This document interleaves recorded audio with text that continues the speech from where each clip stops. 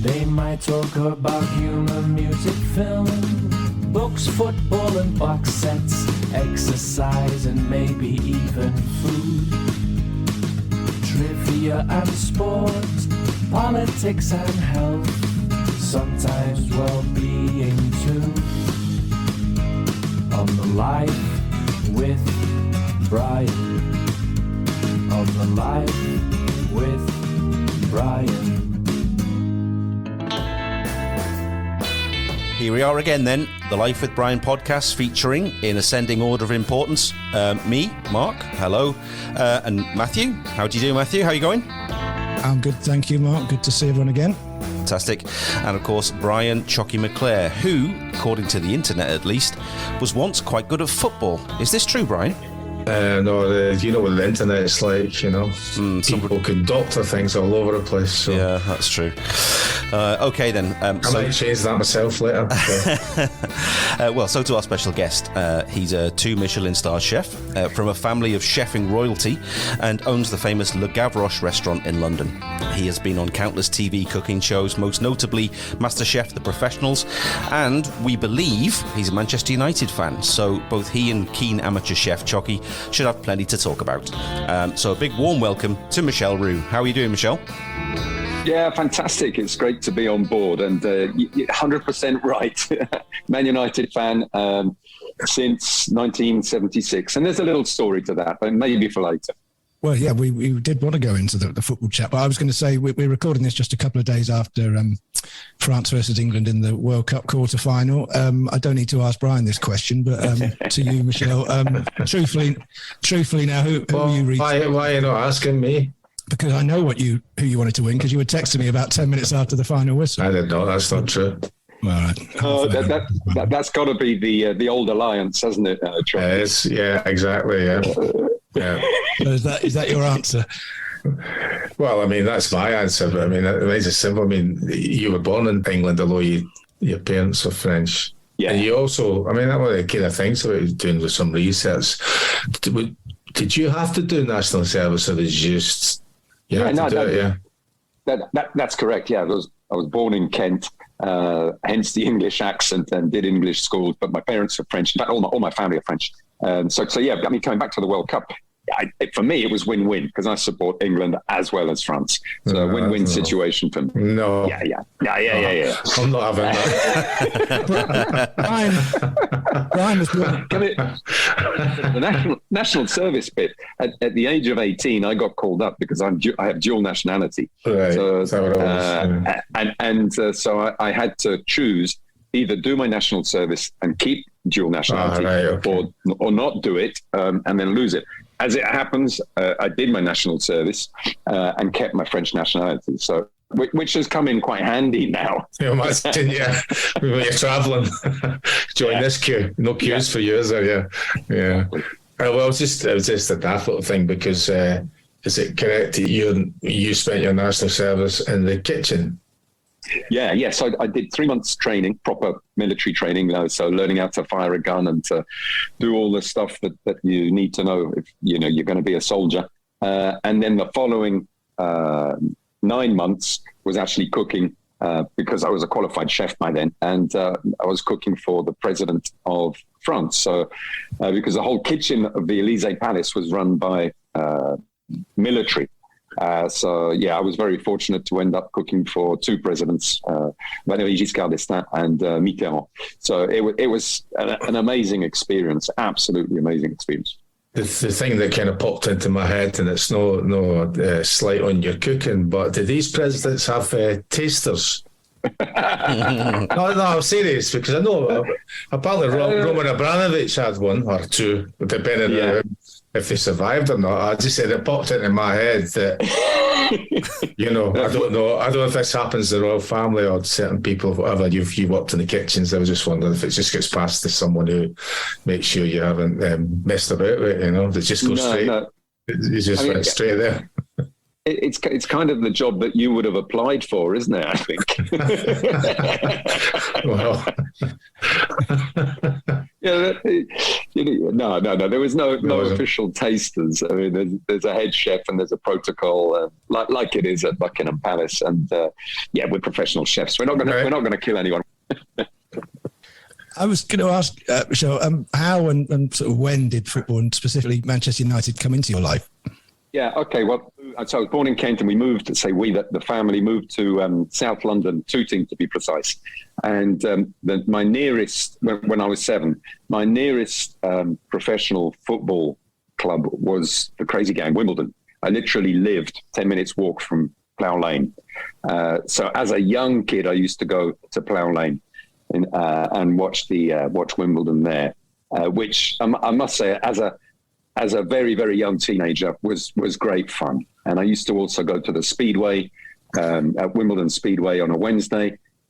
Sunday was the stock cars and bangers, Destruction Derby, which was such great fun. And also the dogs as well, the dogs on a Thursday. So that was my sort of early teens. When I got to the age of 16, this was 1976, on the eve of the cup final, the Edwards family went for dinner at Le Gavroche, so my father's restaurant in town, the night before. Enjoyed the meal so much, they left 2 tickets for the cup final on the table as a thank you and as a tip. So Dad came back with a ticket. He gave the other ticket to the manager of the restaurant, took one back for me.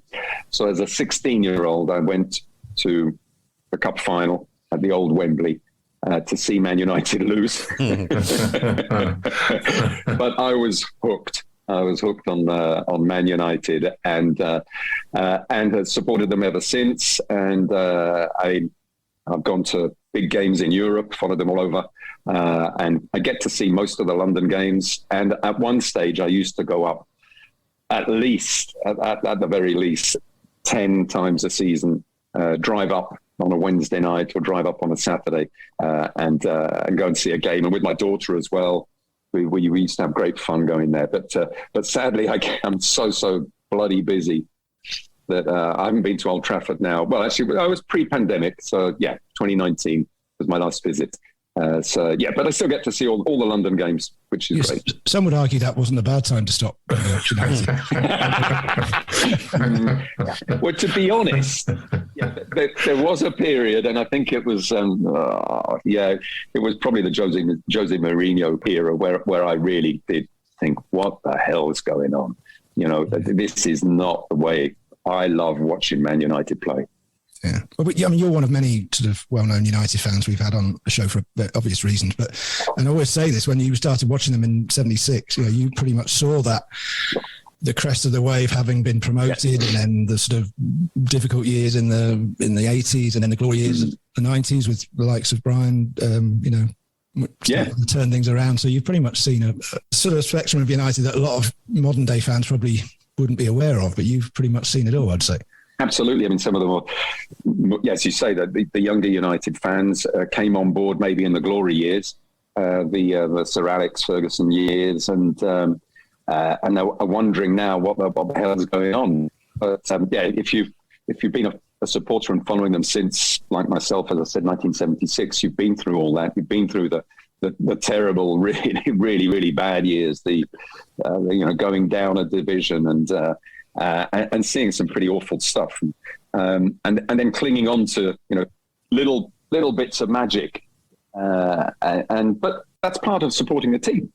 Surely you go with the rough and the smooth, and I think the glory years will come back to United. I think there's personally, I think there's a really good feeling now at the club, and I can see ourselves moving forward. I mean, that was around about the time you started. You sort of felt for United, Brian, wasn't it? When you started, they went down. Yeah, just at the end of the season when they went down.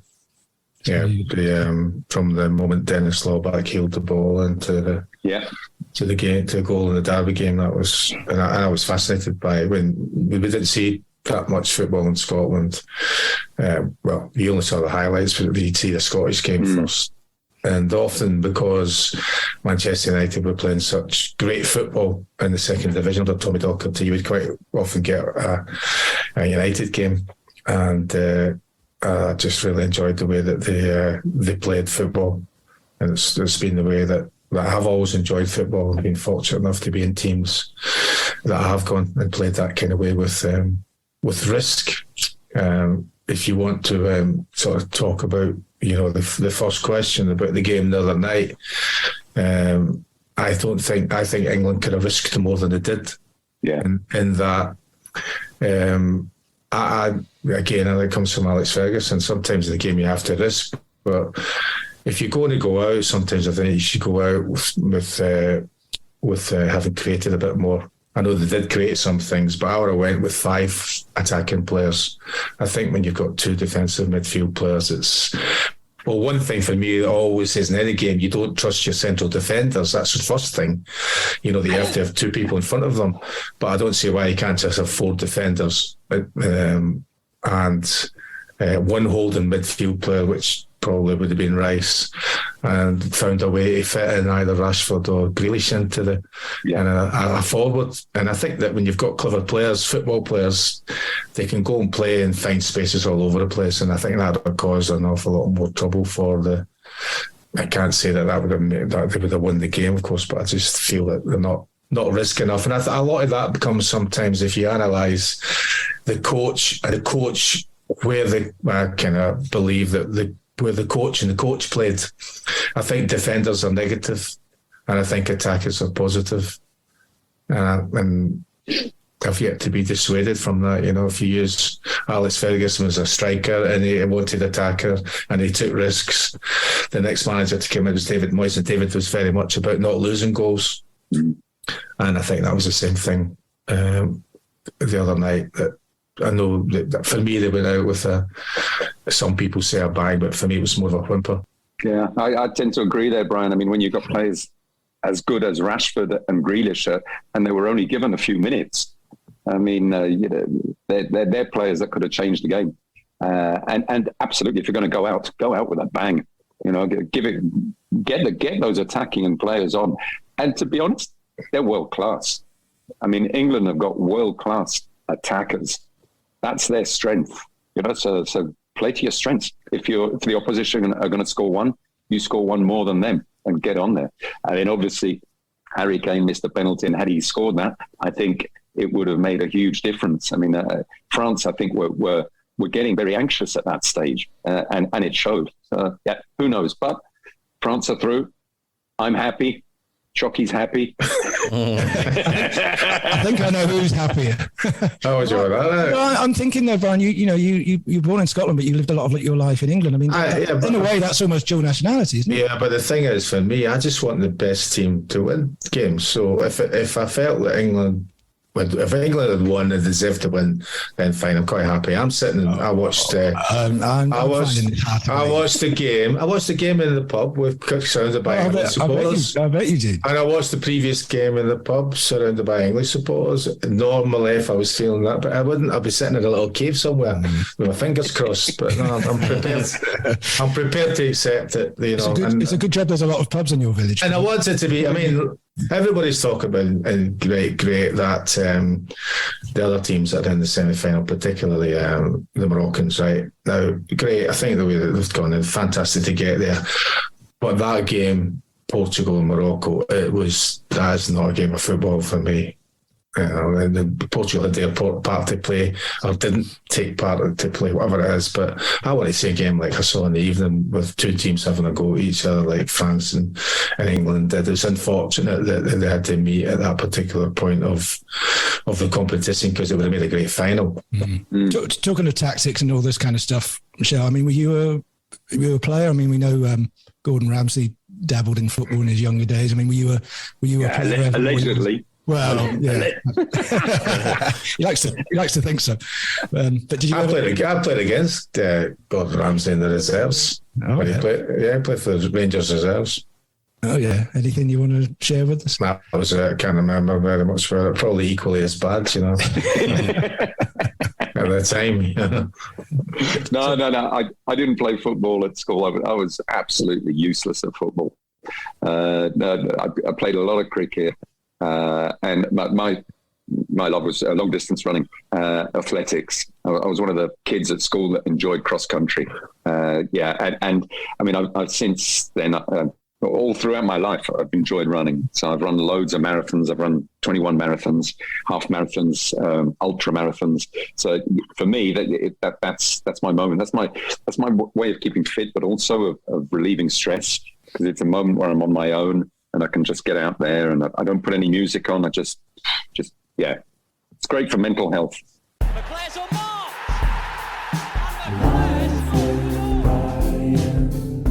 Life with Brian.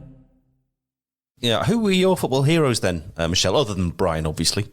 Of course. I mean, with a nickname like Chalky. Chocolate. It's actually short for chocolate, so you should be like exactly. Chocolate eclair. Yeah. Gosh. I mean, growing up, it had to be Best. I mean, George Best. My dad, bless him, was a Leeds fan, because back in those days, well, Leeds were up there with the best teams around, and they played a really hard, aggressive football, fast and furious. And Dad absolutely fell in love with that. He loved Billy Bremner. He considered himself the little Billy Bremner of the kitchen, and we used to have a lot of banter about that, about him being a Leeds fan and me being a United fan. But I mean, George Best, obviously. I saw him play once live when he was playing for Fulham. Again, when I was a teenager. But I mean, what a genius, an absolute genius, and a maverick. Going back to the early years, it would have to be George Best, and then during the Sir Alex years, it's got to be Cantona, King Eric. I mean, what a legend, what an inspiration. He inspired the class of '92, you could say, arguably, and what he did at that time, and how Sir Alex got him from Leeds. I mean, it was quite something. Yeah, your dad must have been pleased then when they left Leeds then there. Yeah, but it was a Frenchman, so he was okay. Okay, you can have the Frenchman. You can have the mad Frenchman. He must have thought the same thing that everybody else thought, that he was going to be some sabotage going on, because his reputation reputation in France at the time, that maybe Leeds fans thought, well, we'll send him across to Manchester to destroy United. He had a fiery character, and that was well documented, and he was he had loads of arguments with the French Football Federation, and called them a bag of, I won't go into exactly what he called them, but that I think that's what the supporters liked about him as well, because he was a character, because he was he didn't say no for an answer, and he hated losing.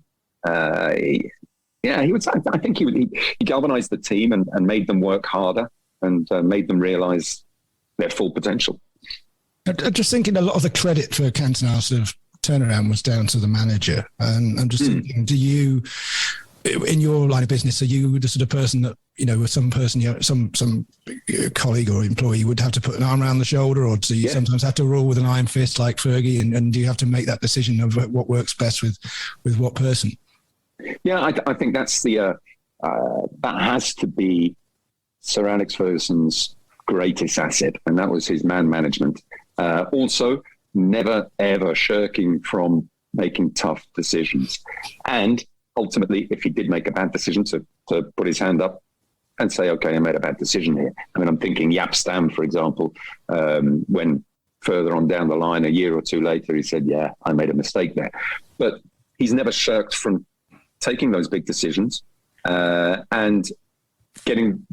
And I think also getting the best out of every player individually. And as you said, some players needed the arm around, and treating them in a certain way, and others needed a real rocket, the hairdryer treatment, to get the best out of them.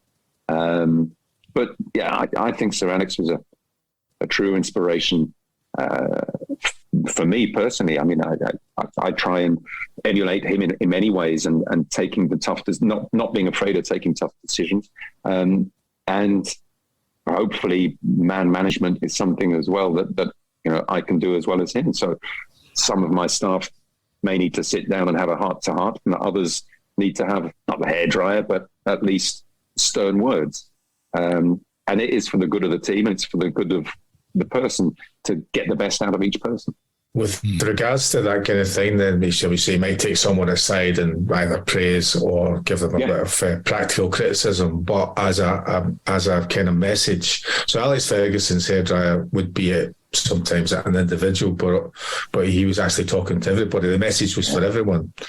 So would you do that occasionally in the kitchen to say, like, say for example, you're quite exactly the same as Alex Ferguson with regards to time. Now, if Alex Ferguson told you that the meeting was 10 o'clock, what he was saying was, you have to be there at the latest 5 minutes before the meeting. Oh, yeah. Right. And I'm not saying he did or he did not, but I think that people who continue to trespass or transgress those rules and all that kind of thing, careers were curtailed no matter how good they were. Right, so it didn't really matter sometimes about the performances and how well they were playing. I think sometimes he thought, well, no, they've continued to defy him with regards to the timekeeping. So would you do that sort of thing with whatever the reason is to say, well, I'm shouting at you just now, or I'm using stern words for you, but this is for everyone. Yeah.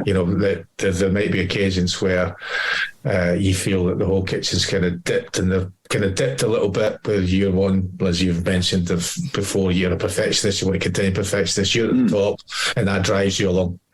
But sometimes people get a bit slack sometimes, maybe depending on what they're doing, or they might be a bit late, or or they're not taking care of exactly what they're doing. But the message then is to everyone. It is. I get that, and there are moments where you blow your top and you say stern words or whatever, and it's aimed at the whole team.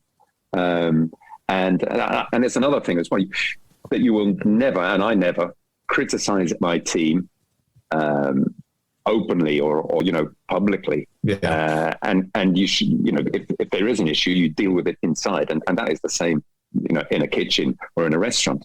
And I back my team 100%.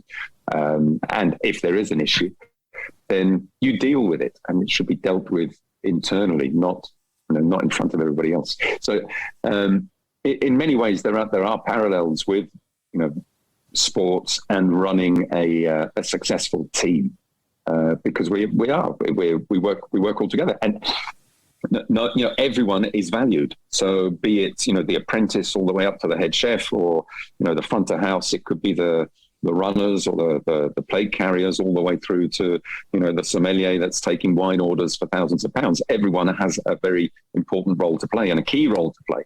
And back of house, it could be the kitchen porters, the ones that clean the pans. To do good cooking, you've got to start with a clean pan. And these guys are worth their weight in gold. So everyone has a role to play. And you continue to analyse your team like Ferguson would, to say, well, just imagine, just say that you've got an inkling or an idea, or maybe you should be suggesting that your head chef leaves and starts up his or her own enterprise, and then you're thinking, well, that's the next person life's actually in your kitchen, or you might be looking to someone who'd been there before and gone away that you'd worked with, and you liked them and their progress and bring them back. You're always kind of looking to see where, because Ferguson was doing it all the time. Sometimes it's to do with age, sometimes it's to do with whether they thought that the player had done his time and wasn't hungry anymore. Pardon that parlance. Do you do the same kind of thing with? Do you say, well, hold on a minute, you need to be thinking about, he or she needs to be thinking about moving out to do something else, or that you're not good enough, you're giving you enough chances, you have to go. And so do you regularly promote them within the kitchen, if that's promotion, I suppose? No, it is, absolutely. And I've always promoted from within. So our head chef, Rachel, for example, she started as an apprentice and has worked all her way up to the very top. She did leave, worked in a different place, couple of places for 4 or 5 years, and then came back. So I think, that's really important too, to keep in contact and to see what's happening outside of your own business, and to bring back people stronger because they've had an experience elsewhere, and they come back with refreshing ideas or different ideas, and that can only be good for you. But age as well is something that is sometimes in our industry, you have to have X amount of years and you have to reach a certain age before a promotion. And I think that's just ridiculous. Yeah. If you're good enough, it doesn't matter what your age. You know, Yeah. I've got kids in my kitchen, and they are kids. They're still teenagers, but they're doing jobs that normally would go to, 20, 25, 30-year-olds, but they're good enough. So why not give them the job and give them that chance, and to then promote them as well? And promotion from within is a really, really key tool, I think, in any industry, in any walk of life, because it encourages those people that have got the promotion to work harder and to work up that ladder. But it also means that the people that are at the bottom of the ladder can see that if they stay with you and work hard enough, they too can climb up that ladder.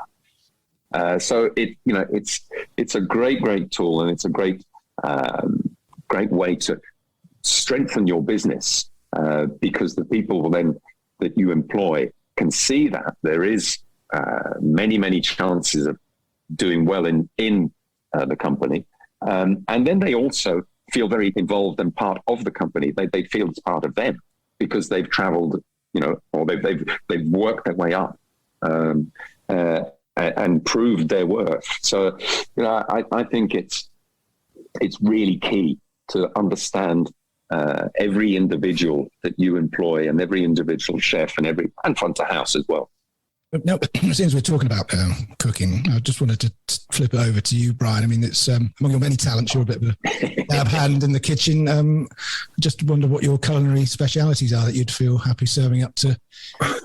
Well, my culinary specialities. Well, I know that I think they did one simple thing, because I've done a little bit of research. I think that I would be able to make him a magnificent slice of toast with some fantastic French butter. And I think you'd quite enjoy that, I think that loads and loads of butter on a couple of bits of really nice, nice bread, nice rustic bread. I'd made the bread, roasted it, and just lashings of French butter. There you go. How's that sound? Yeah, you got me on the butter there, Brian.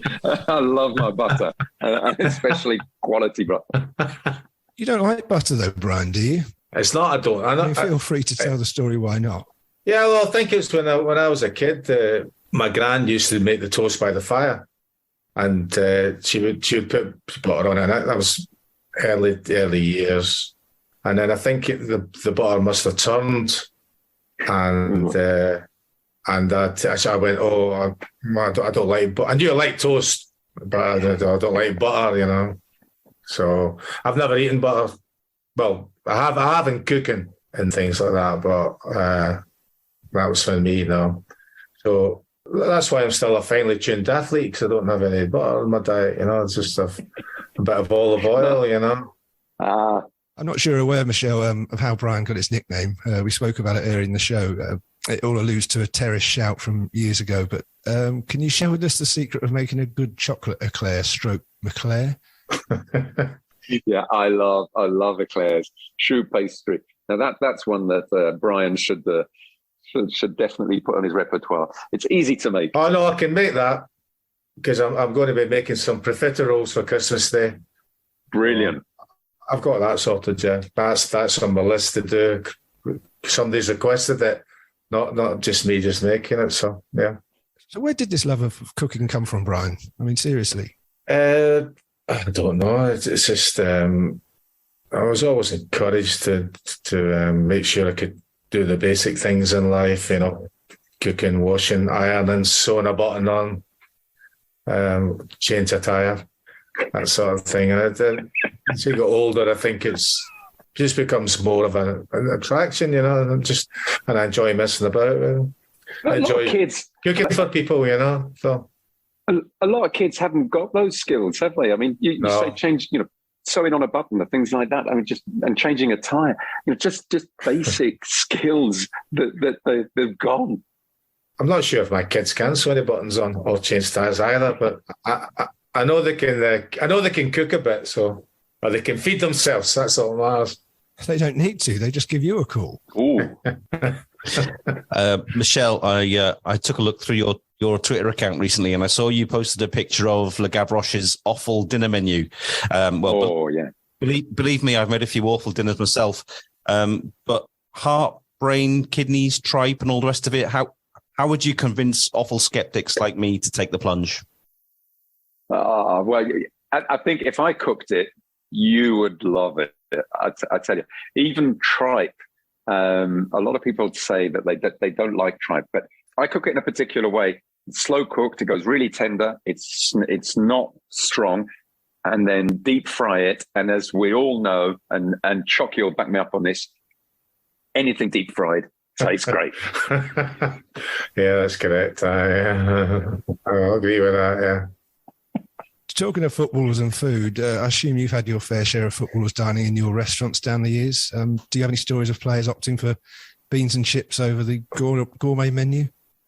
Yeah, we've had a lot of footballers come to dine at Le Gavroche over the years, and still now. I mean, a lot of Chelsea guys, because obviously we're not far from Chelsea, and they are very, very good for the most part. No drinks or only one glass of wine, and they're careful what they choose. So it's great. It's really good. Going back to when David Ginola was playing at Tottenham, he used to come in quite regularly, and he would sometimes even come in maybe the night before a very important game.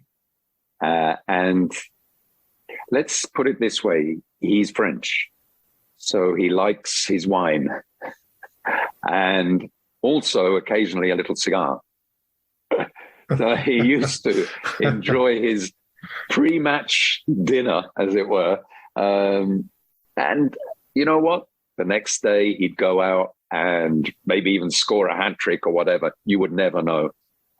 He was an incredible athlete at the time, and yeah, great player. Sounds like your days, Brian, when the players would go out and get tanked up and play the next day. I mean, I'm not looking at anyone in particular here. No, they didn't. There was always at least 2 days before, that kind of thing, where it was a rule in everybody's contract. So they did get to a point where in away games, Fergie would let you have a glass of wine. That might be to do with Cantona. So it's all a myth then about players going out the night before a game and then playing the next day? No, there was none of that, no. Just at United or generally? No, in general, I don't think anybody went out the night before. Oh, I don't know about that, Chucky. There's been some well-documented stories about some players getting completely rat-arsed. His poker face is fooling nobody there. No, certainly I didn't do that, so... Oh, maybe we've been unfair. Maybe we're just talking about before your era, maybe, Brian. I just wanted to ask you, I know it's if you're still using Rooster potatoes. Yes, of course. Yeah. My association with Albert Bartlett's goes back for many, many years, and they're friends of the family, and they make and they grow some great potatoes. Yeah, because Ronnie's cousin was at school, same year at school as me. I didn't know that. Well, there you go. So that's just a little thing. Yeah, because the where the business is in Airdrie, where my mother lives. I didn't know that. How's your chutney coming along, Brian, by the way? Oh, I'll have to dig it out. Yeah, I just noticed it the other day. I think it'll be fine now. I've got raspberry jam to make. Yeah, Brian moved to a property recently that's surrounded by raspberry bushes. So any tips you might have of what to do with surplus raspberries? I don't know if he's got raspberries around at this time of the year. It must be finished. But yeah, I mean, if you get a glut of raspberries, they do freeze well. But raspberry jam. Yeah. That's exactly what they are in the freezer. Have you tried the jam yet? No, that's the next thing you do is jam. No, at the time, trying to do, too busy enjoying myself. Doing Amazon shopping. Raspberry liqueur as well. If you get get loads of raspberries, crush them up, a little bit of sugar and some vodka, and leave it to steep for about a month. Life with Brian, life with Brian, life with Brian. So it's the return of the quiz. And because we have a footballer who likes cooking and a chef who likes football, we've called this one Braise Your Game. And the rules are simple. I say that every time, and sometimes I do wonder. As usual, it's a penalty shootout format with 5 alternate questions each. Brian, we're going to give you 5 names, and you have to tell us whether you think they're French chefs or French footballers. Oh, brilliant. So if they're chefs, you have to say filet. And if they're a footballer, say play. And for you, Michelle... Filet or they play. And for you, Michelle, you need to tell us whether the following are the first name of Scottish football grounds or one of Glasgow's top 33 restaurants for 2022, according to Time Out magazine. Again, if you think it's a restaurant, say filet. And if it's a football ground, say play. So are you both happy with the rules of the quiz? Filet and play. Yeah. We always let our guests go first. So, Michelle, your first one is Stravagan. Oh, I know the answer to that. So. Well, of course you'd know the bloody answer.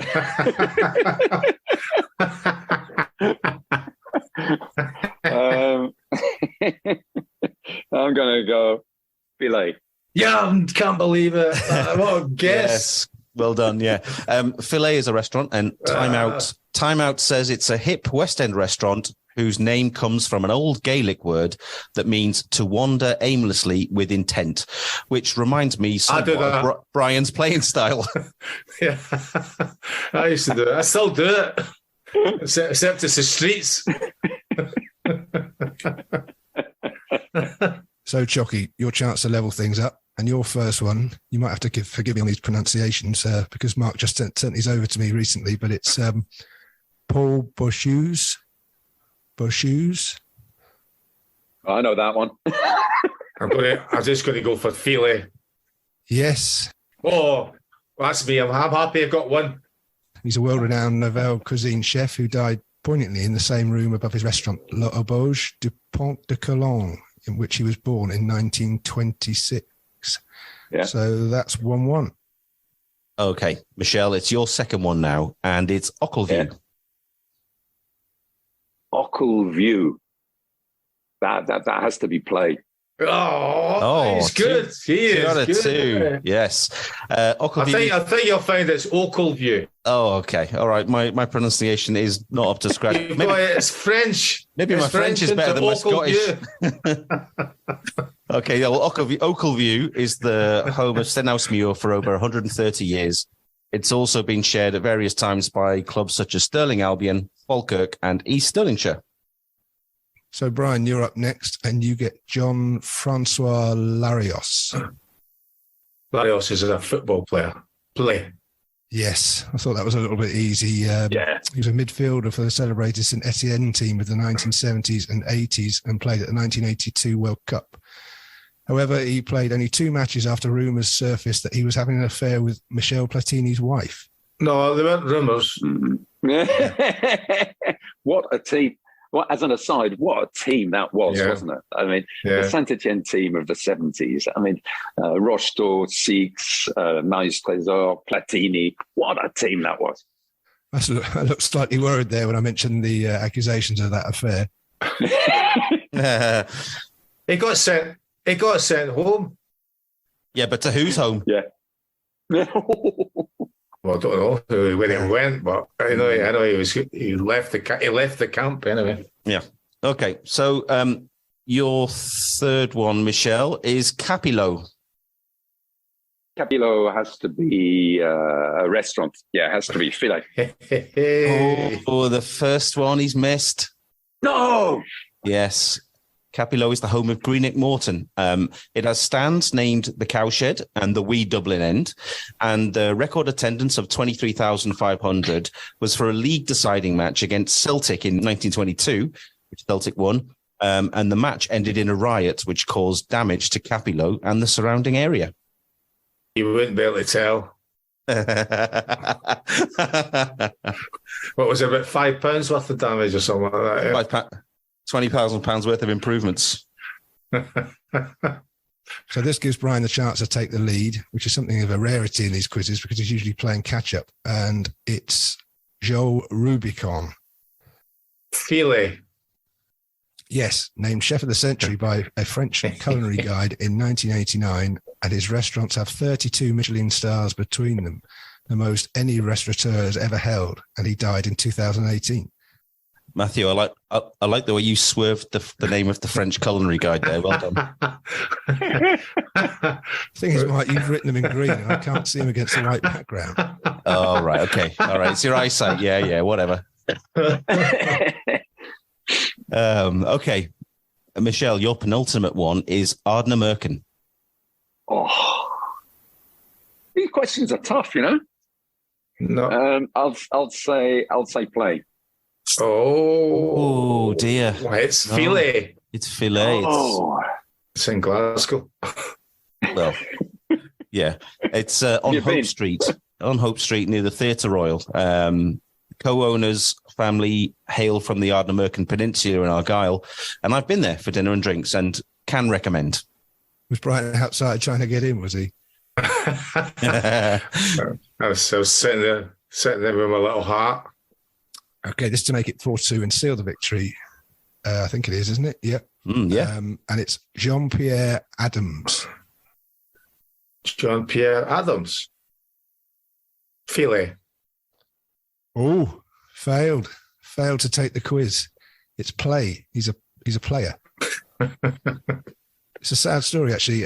He formed a centre-back partnership for the French national team with Marius Trésor in the early 70s called Le Garde Noir, the Black Guard.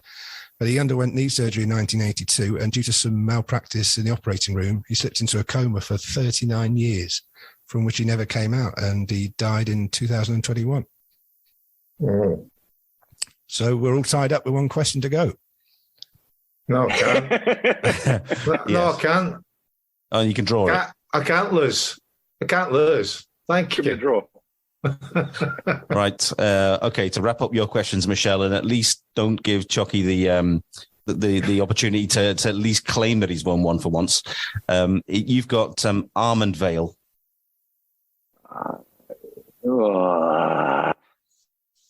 I'm going to say play. Yes. Almond Vale is the home of Livingston since 1995, which through a sponsorship deal with an Italian restaurant chain is known as the Tony Macaroni Stadium, or to mocking opposition fans as the Spaghetti Had. Just a point of order before we can ask this last question. You're supposed to be Team McClare, both of you. No, we're not on anyone's side here. We're just reading the questions out. Are you cheating? No. There's no scuffing of the penalty spot going on here. Right, go. So the final question, Brian, and you got Philip Etchebest. Filet. Yes. He's finally won one.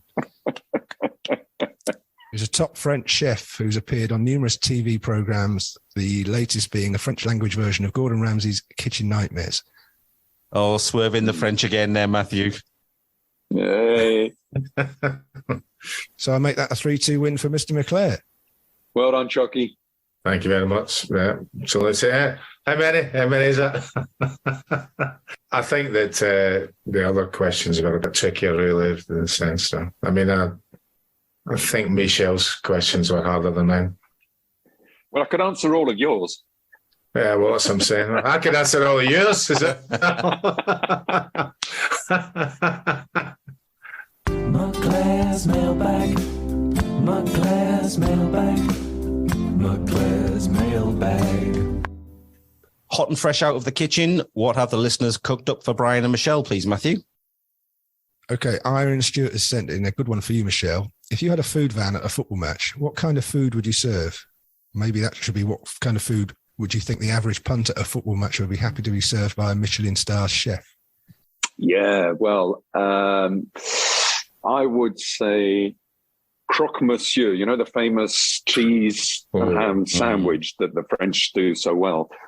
But then I could maybe pimp it up and do different versions, do a Scottish version, maybe with haggis inside. So like a cheese toasty with haggis. Obviously the Moroccan one, where we're looking at Morocco playing football, we could have maybe a tagine flavored toasty. French one would be the famous croque monsieur, obviously. And so you could play around with different flavors. What was your tipple on the terraces at Parkhead in the old days, Brian? Pies? You don't. This is a choice. A Scottish pie, which is mutton, a wagon wheel, and bovril, and that was it. Can you still get wagon wheels? Yeah, I think so. They're a lot smaller, like everything else. yeah. If I went to any football now, I would welcome a bovril. They still do it in lots of places, lots of places, the pie, but they maybe do something more exotic now, like a cup of tea. And this actually brings us on nicely to our next question from Martin Lee, and he asked you both, what are the best and worst things you've eaten at a football match? He mentioned a grilled merguez in Marseille. Yeah. That was great. Beautiful merguez sausage, which is lamb and harissa in it, so it's quite spicy. So just grilled like that, and then a baguette that's lovely and crisp on the outside. That was delicious, really delicious. Maybe you could deep fry the wagon wheel, and that might add some artistry to it. I mean, we're talking about the things you like, but what about the worst things you've ever eaten at a football game? You're just thankful for anything. Yeah. You're growing up in Scotland in the 70s, you know. So there wouldn't be anything that would be bad. Unless somebody gave me a big slice of toast, slathered in butter. Without butter. Yeah. I couldn't eat it then, I'd be hungry. What about you, Michelle? Anything stand out to you when it comes to the worst things you've eaten at a match? I've gone to lots and lots of different stadia, had hospitality, which was always good. But I tend to gravitate towards, getting a bite to eat in the stands or outside of the stadium, if I'm going with the lads. But one particular incident at Old Trafford, I was with my wife and we sat down. It was a game against Tottenham, and the guy behind me was maybe a little bit under the weather, or maybe he'd had a few too many pints. I don't know. He had a Trafford pie, and he was just sitting down. And just as he took a big bite, it exploded and went all the way down the back of my dear wife. Oh, she must. I bet it was red hot as well, wasn't it? It was red hot. And of course, he was being very kind. So he rolled up his sleeve and he went, "Don't mind, love, I'll just rub it off." and